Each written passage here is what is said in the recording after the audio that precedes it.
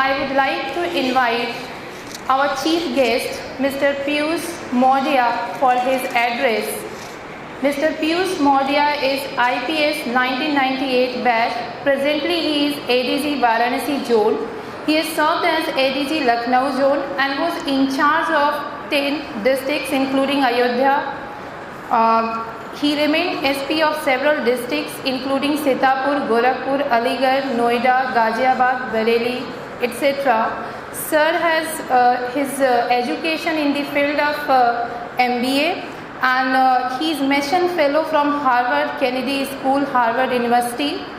I most humbly invite Sir for his address.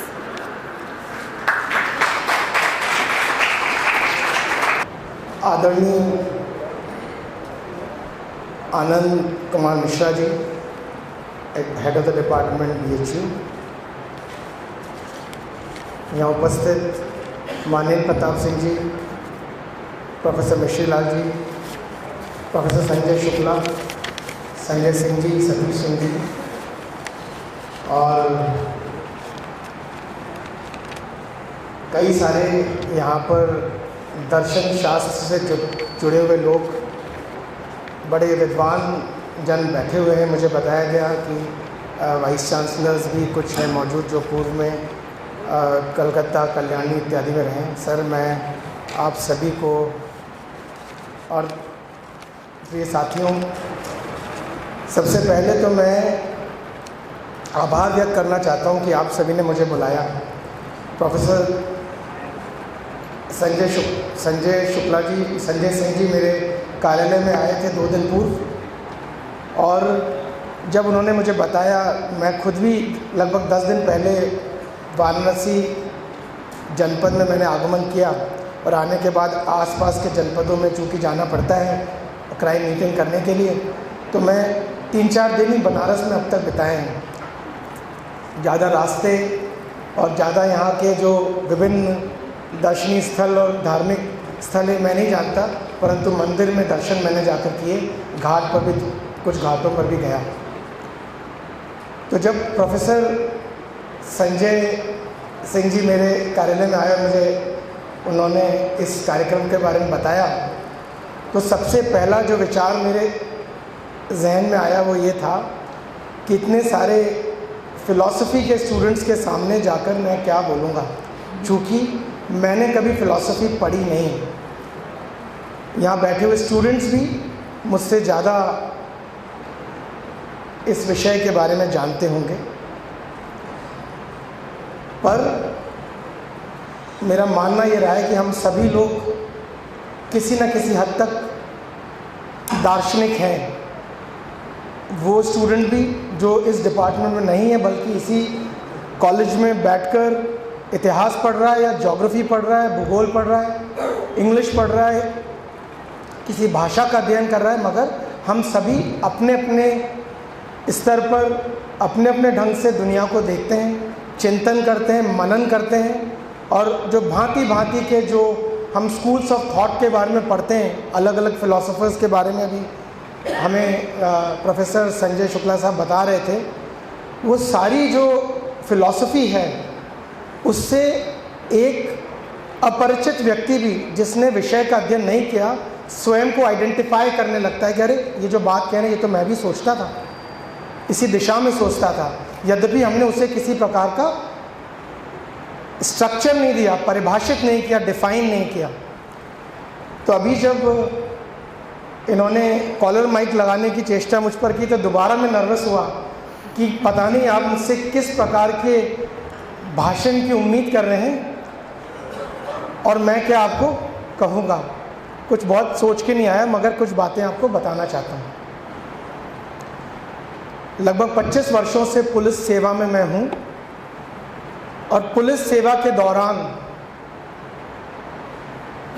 सभी को अपनी अपनी सेवाओं के दौरान मौके मिलते हैं। चूँकि मैं पुलिस सेवा में हूँ, मुझे पुलिस सेवा के दौरान इस समाज को, इसमें व्याप्त भांति भांति की जो दिक्कतें हैं, परेशानियां हैं, दुख है, उनको देखने का मौका मिला।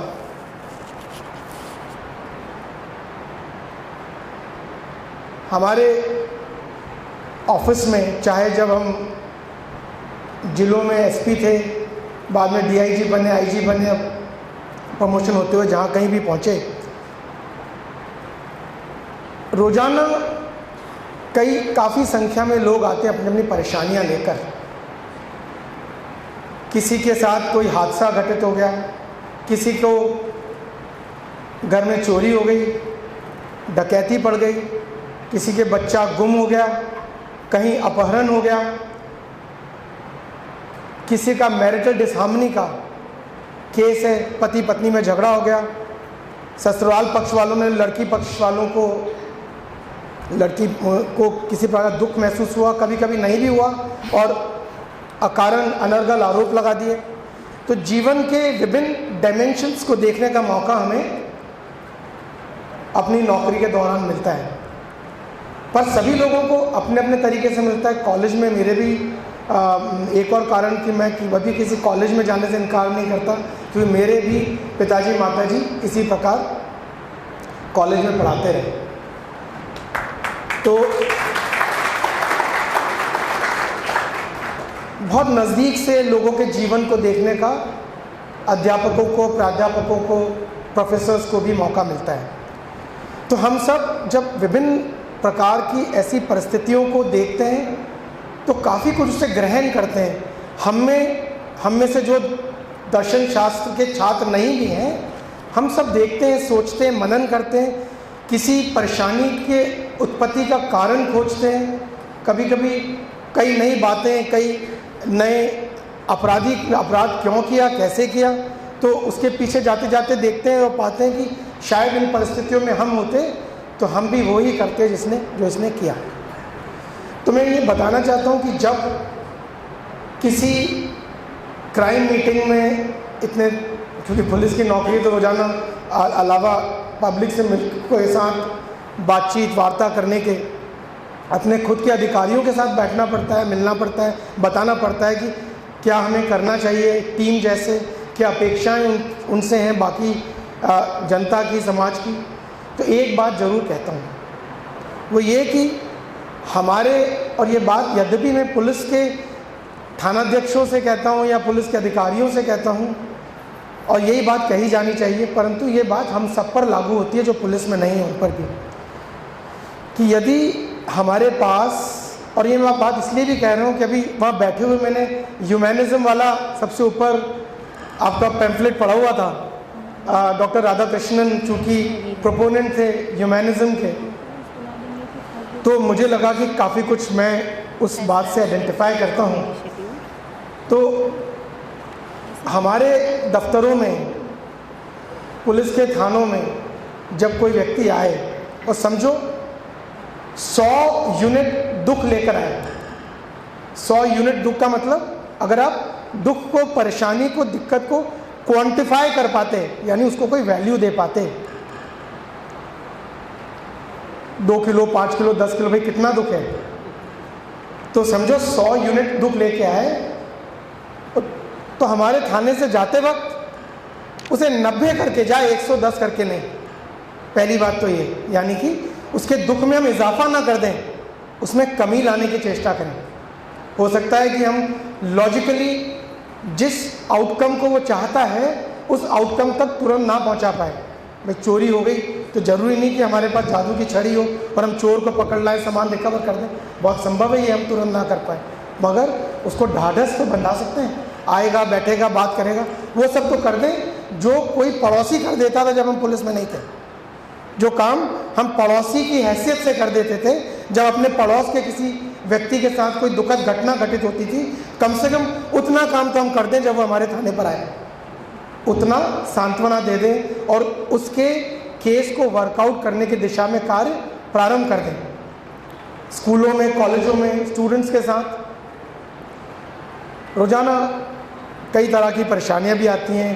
परेशानी का मतलब सिर्फ इस प्रकार की नहीं जो पुलिस में आती है, बल्कि ऐसी भी जो कि विषय में आती है, पढ़ने में आती है, गणित का सवाल समझने में आती है, फिलॉसफी की थ्योरी को इंटरनलाइज करने में जो दिक्कत महसूस होती है। तब वो जब अध्यापक के पास जाए तो चाहे वो 100 बार सवाल पूछ ले, धैर्य खोए बिना उसे उसका जवाब, उसे समझाने का प्रयास महसूस होता रहे अध्यापक की तरफ से, ऐसी व्यवस्था हम कायम कर पाएँ। तो ह्यूमैनिज़्म तो मैं इनमें से हर जो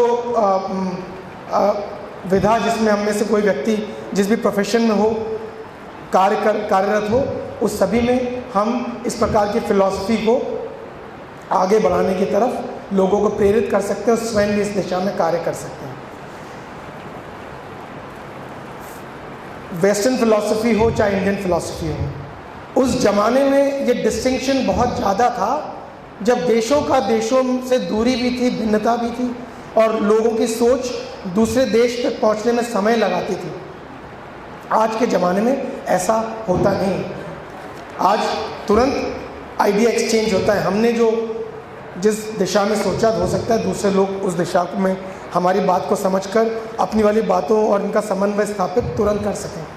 तो हम दूसरे विषय जो कॉलेजेस में पढ़ रहे हो, सर मैं आपसे निवेदन करना चाहता हूँ, हमें ऐसी सेमिनार ज़रूर करनी चाहिए जिसमें मेरे जैसे लोग जो फिलोसोफर नहीं हैं, ना फिलॉसफी के छात्र हैं, और इस पूरे कॉलेज में फैले हुए जितने भी दूसरे स्टूडेंट्स हैं, सभी सोचते हैं, समझते हैं, मनन करते हैं, वो इस दुनिया को बेहतर बनाने के लिए या आदमी का, व्यक्ति विशेष का क्या उद्देश्य इस जीवन में होना चाहिए, उस बारे में अपनी बात को रखना चाहते हो, तो उनको भी अपनी फ़िलॉसफी को, which is not defined as a specific school of thought, मगर थॉट तो है, हम सब सोच रहे हैं, हर समय सोच रहे हैं, हर क्षण सोच रहे हैं, उसे आगे लाने का, बताने का, उसे आपके प्री डिफाइंड स्ट्रक्चर में शामिल होने का बहुत संभव है मौका मिल सके।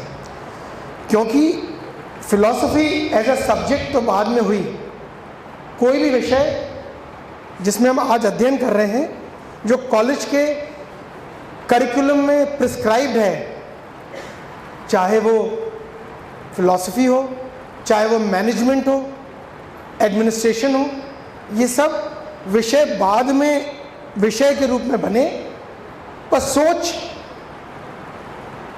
जो स्कूल ऑफ थॉट जिनको हमने विषयों में शामिल किया है, वो थॉट पहले आ गया था। उस थॉट को दिशा देकर, एक स्ट्रक्चर बनाकर, परिभाषित कर हमने एक करिकुलम तैयार किया कॉलेज में पढ़ाने के लिए, सिलेबस में शामिल करने के लिए, जिससे कि छात्र उसका अध्ययन कर सके। मगर कालांतर में क्या हुआ कि जैसे तांगे में या घुड़सवार जब तांगे वाला जब तांगा चलाता, घोड़े के आगे आँखों के दोनों तरफ वो लगा देते हैं जिससे कि वो दाएं बाएं ना देखे और सीधा दौड़ता रहे। तो हमने परिभाषित करके, कहीं ऐसी, बहुत संभव ऐसा ना हुआ हो, पर जो मैं सोचता हूँ वो बताना चाहता हूँ, कहीं ऐसा ना हो गया हो कि हमने लोगों को एक कॉरिडोर थमा दिया कि इसी में चलते रहो, और दाएं बाएं की गलियाँ, उनमें झांकना, उसमें जाकर उसे एक्सप्लोर करना वो भूल गए हों। तो कहीं हम इतना स्ट्रक्चर ना बना दें कि हमारे लोग अपनी स्वयं की रचनात्मकता भूल बैठें, वो सिर्फ उसी डेफिनेशन को पढ़ें, उसी किताब को पढ़ें, उसी स्कूल ऑफ थॉट के जो भी प्रोपोनेंट थे, जो फिलोसोफर थे,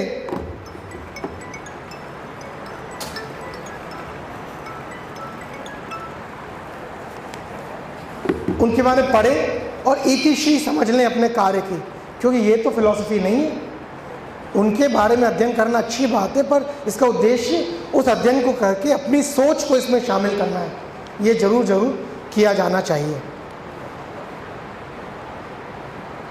इसके अलावा एक बात और कहना चाहता हूँ, हम सब में इंडिविजुअल डिफरेंसेस हैं। ऐसे ही अलग अलग जो फिलोसोफर्स हुए, दार्शनिक हुए, उन्होंने भी अपने अपने थॉट्स को उस पर चिंतन करते हुए उसे अभिव्यक्त करने का प्रयास किया है। जो लोग कॉलेज के हॉस्टल्स में पढ़ते हैं, यहाँ इस कॉलेज में हॉस्टल है कि नहीं मुझे नहीं पता, मगर हॉस्टलों में आप में से तमाम लोग गए होंगे। तो किसी हॉस्टल में मुझे पुलिस की नौकरी के दौरान भी अनेक कारणों से हॉस्टलों में जाने के मौके पड़े, परंतु उसके पहले पढ़ने का भी जब समय था। उदाहरण के तौर पे बताना चाहता हूँ, हॉस्टल के किसी कमरे में आप प्रवेश कीजिए, बड़ा सा हॉस्टल है, बहुत से लड़कों को अलग अलग रूम मिले हुए हैं। एक रूम में जाइए तो पाएंगे कि उस कमरे में उस लड़के ने रात को टेबल पर किताब पढ़ते वक्त जिस पन्ने तक पढ़ा था उसके बाद किताब को बंद करने का प्रयास भी नहीं किया था, उल्टी किताब रखती थी। बेतरतीब से छोटी किताब उसके ऊपर बड़ी, उसके ऊपर और बड़ी, अनस्टेबल कंडीशन में किताबें रखी हुई थी। जो पेन होता है, इंक पेन या बॉल, उसका ढक्कन खोला तो खुला ही छोड़ दिया था, और जो एक पेन स्टैंड होता है गिलास नुमा, उसमें उल्टा पड़ा था जिससे शाही नीचे तक बह के आ रही थी। कुछ पन्ने उड़ रहे थे, पंखा चल रहा था, गंदे कपड़े एक बिस्तर के नीचे ऐसे ही पड़े हुए थे। एक चप्पल बाथरूम के कोने पे पड़ी थी, दूसरी कमरे से अंदर प्रवेश करते वहाँ पड़ी थी। सुबह जब सोकर उठा था तो सलवटें जो चादर पे पड़ी हुई थी वो सलवटें उसी तरह से बिस्तर पर सुबह से पड़ी हुई थी, उसे ठीक करने का कोई प्रयास नहीं किया गया था। और जो कंबल या चादर ओढ़ कर वो सोया था उसने समेटे बिना वहीं रख दी थी। कुछ कपड़े धुल कर आए थे या धोबी ने दिए तो कुर्सी पे रखे थे, और कोई अगर बाहर से व्यक्ति अंदर प्रवेश करेगा उसे समझ में नहीं आएगा कि उस कमरे में कहाँ जाकर बैठे और कैसे वहाँ पर यदि कुछ करना है, बैठना है, पढ़ना है, उस व्यक्ति से बात करनी है, कैसे करें। इसके ठीक विपरीत एक और कमरे में जाइए। इस कमरे में घुस के आपने पाया कि सुबह सुबह जो स्टूडेंट था जो उस कमरे में निवास करता है, आवासित है, उसने उठने के साथ ही रोजाना चादर को ठीक कर देता है, एक भी सलवट नहीं रहने देता। बिस्तर में जो कंबल उसे समेट कर रखता है। जब धोबी से कपड़े धुल कर आते जो अलमारियों से खोलकर अंदर करीने से अलमारी में जमा देता है। किताबें जब वो इतना करता है, जान लीजिए उसकी टेबल पर किताबें भी करीने से रखी होती हैं। जिस पेज तक पढ़ता है उस पर बुक मार्क लगाता है, किताब को बंद करता है, वहाँ रखता है। पेन बंद करके पेन स्टैंड में तरतीब से रखे होते हैं। पेंसिलें छिली हुई अवस्था में होती हैं। जो कूड़ेदान रोज़ शाम को खाली कर देता है, डस्टबिन में रखा होता है। किसी प्रकार की कोई अव्यवस्था उसके कमरे में नहीं होती। तो ये जो तरतीब और बेतरतीब कमरों की व्यवस्था में दिखती है, अव्यवस्था व्यवस्था जो कमरों में नज़र आती है, वही हम थाने को बताते हैं। भाई एक नया थानाध्यक्ष पहुंचता है, अच्छी अवस्था में आ जाता है, और दूसरा थानाध्यक्ष उसमें जब नया कंप्यूटर आता है, यूपीएस आता है, प्रिंटर आता है, तो गत्ते तक उठाकर वो ऊपर एक जो टान कहते हैं उस पर रख देता है। एक कमरे में पंखे तक कुछ ही हालत में होते हैं, दूसरा व्यक्ति इस पर ध्यान नहीं देता। जो तरतीब और बेतरतीब का जो फ़र्क है वो हम सबके जीवन में नज़र आता है, और हम सभी को अपने जीवन में ये प्रयास करना चाहिए। यदि जो मैंने कमरों के बारे में बताया, ये हमारे विचारों में भी बात व्याप्त होती है। हमें विचारों को भी व्यवस्थित रखने की आवश्यकता है, और उस व्यवस्था को करके यदि हम अपने कार्य प्रारंभ करने की चेष्टा करते हैं, संपन्न करने का प्रयास करते हैं, तो सच मानिए चाहे जिस क्षेत्र में हो आप सारी सफलताएं प्राप्त कर लेंगे। जो भी सफलता जो भी आपके स्वयं का ध्येय है जीवन में प्राप्त करने का, वो प्राप्त कर पाएंगे। मुझे नहीं पता कि मैं जो ये बात कह रहा हूँ, जिस मौके पे कह रहा हूँ वहाँ पर कहने की थी कि नहीं, परंतु चूंकि मैं जो कुछ भी संबंध फिलॉसफी से बना सकता हूँ और अपने जीवन की फिलॉसफी के बारे में बात करता हूँ, तो मुझे सिर्फ यही बात समझ में आती है। और मेरा बिल्कुल प्रयास है कि हम सभी इस प्रकार से कार्य करें कि बेहतरी हमारे आसपास की हो, हमारे पड़ोस की हो, हमारे शहर की हो। हमारे आपकी उम्र में लोगों ने देश के देश बदल दिए, तो बहुत ज़रूरी है कि हम जहाँ कहीं भी हो, चाहे हमारा कक्ष हो, चाहे हमारा स्कूल हो, कॉलेज हो, हमारे विचार हो, उनको हम इस प्रकार से रचनात्मकता के साथ लोगों के सामने लाएं, इम्प्लीमेंटेशन जहाँ आवश्यक हो करें, कि हम जो है स्वयं भी संतुष्ट हों और लोगों को हमारे आचरण से, व्यवहार से, अनुशासन से, कंडक्ट से, कैरेक्टर से सकारात्मकता महसूस हो।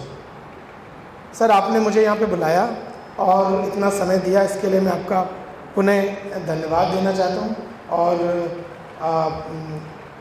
स्टूडेंट्स के साथ इंटरेक्ट करने में हमेशा बहुत ही अच्छा लगता है। पीछे जब हम लोग कॉलेजों में पढ़ते थे तो बहुत सारे लोग फ़िलासफ़ी इसलिए लेते थे क्योंकि सिविल सर्विसेज में ऑप्शनल रखना चाहते थे, इसलिए लिया करते थे। तो ये भी एक कारण है। पर जब हम फ़िलासफ़ी की बात कर रहे हैं, बेशक इसके जरिए हम कोई किसी सेवा में प्रवेश कर जाएं, आगे जो भी हम कार्य करना चाहें वो कार्य करें, पर फ़िलासफ़ी तो जन्म से लेकर मृत्यु तक हम में से प्रत्येक व्यक्ति के साथ उसका कुछ न कुछ अंश तो अवश्य हमेशा मौजूद रहेगा। धन्यवाद। जय हिंद।